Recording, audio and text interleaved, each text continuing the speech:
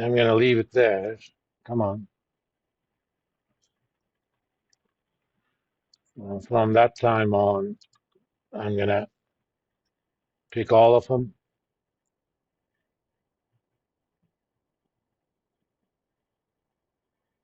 Now let's do same for bonds. Again, find next.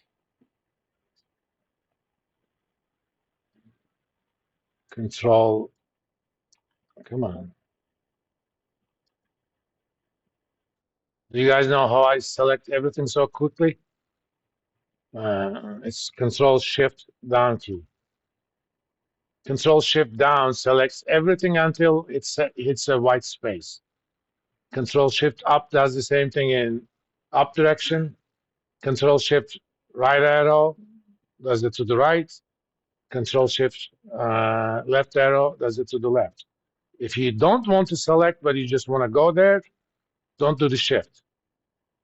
Control right key will take you all the way to the right until it's a white space. Control down, it takes you to the last cell that has something not blank. Well, if you were, of course, Control C copies.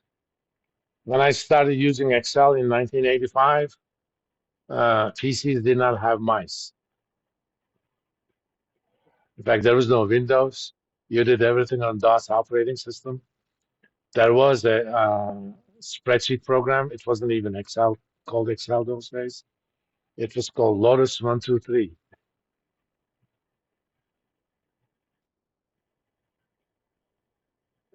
So you learn all the keyboard shortcuts.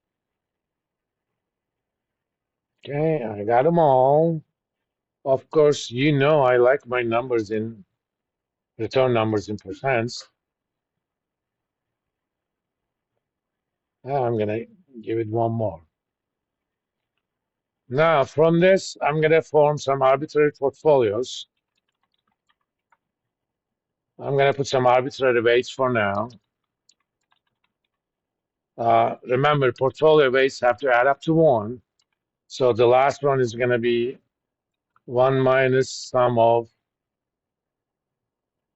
these. And we can make it a little bit bigger. It's not scary.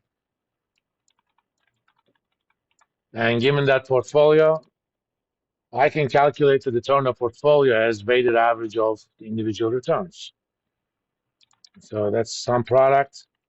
Since weights add up to 1, all I have to do is sum product. Normally, you also divide by the sum of the weights, but in this case, it is precisely 1. Sum product of, yes, of the weights. But since I'm going to keep using them, I'm going to fix the reference to that, comma, the returns.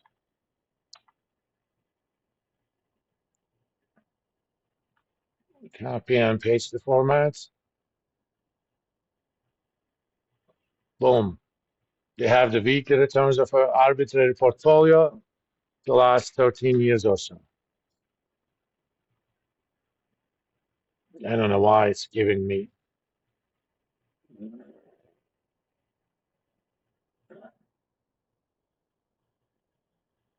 Ignore error. Anyway, that is not an error. Thank you very much. Since I'm going to do something with these, let me see.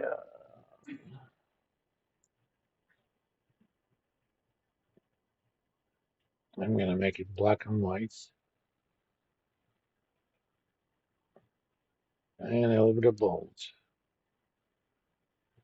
All right. Now, and since I calculated this, I'm going to make that red and white.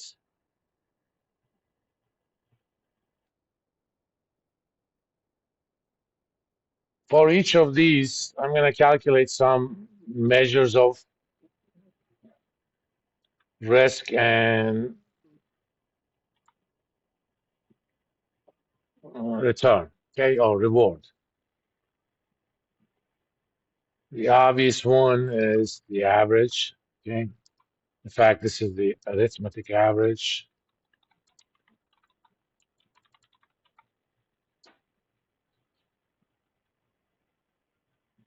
It's simple average of all those returns.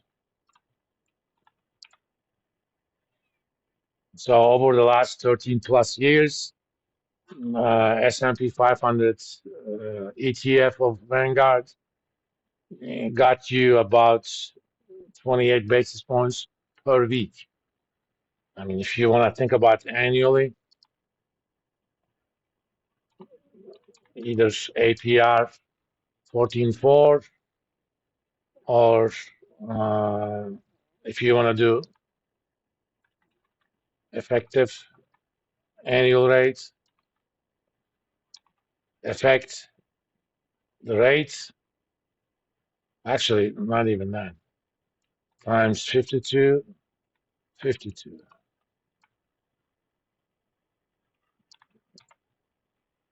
That's a compound rate.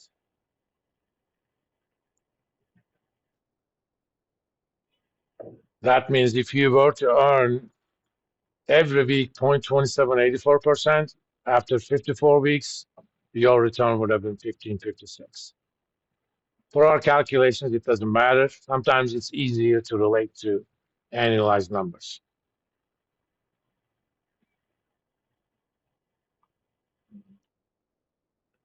Obviously, I'm gonna do this. Looks like,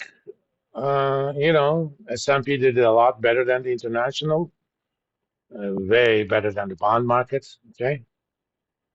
In fact, how about we just multiply them by 52? It'll be easier to relate to.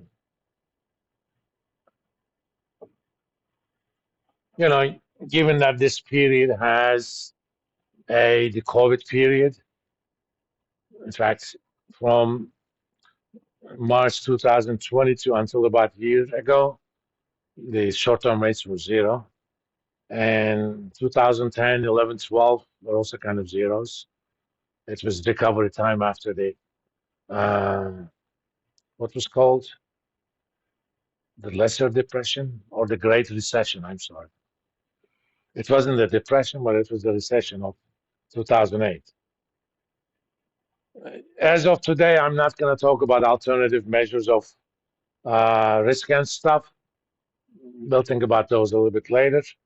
But for now, for risk, I'm going to use uh, mean absolute deviation because I don't like standard deviation that much.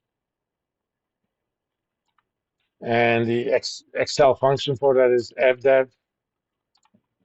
It's for average deviation. It calculates the average value of, for each return, it calculates the deviation between that value and the mean, takes absolute value, then calculates the average of those absolute values.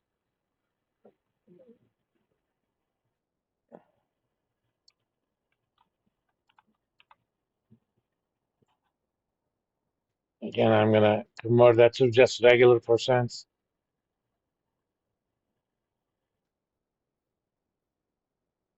The units are the same as the returns themselves. Okay. Now looking at this,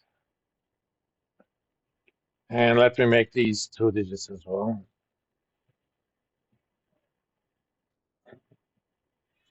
Let's see. Is there any portfolio that actually dominates the other ones? Any stock that dominates the other ones here? VU has a much higher return than, for example, EFA. Oh, it also has less risk. So EFA is actually dominated. So that means you should never buy EFA by itself. Okay. And similarly, but on the other hand, these stocks cannot dominate the bond because Yes, they don't bring much, but they're not as risky. We're going to ask actually a different question. Okay.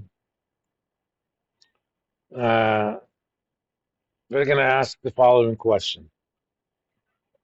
Let me write down here what we're doing. We're going to talk about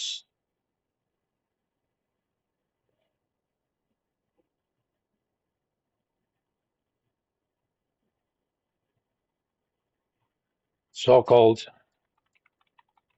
minimum variance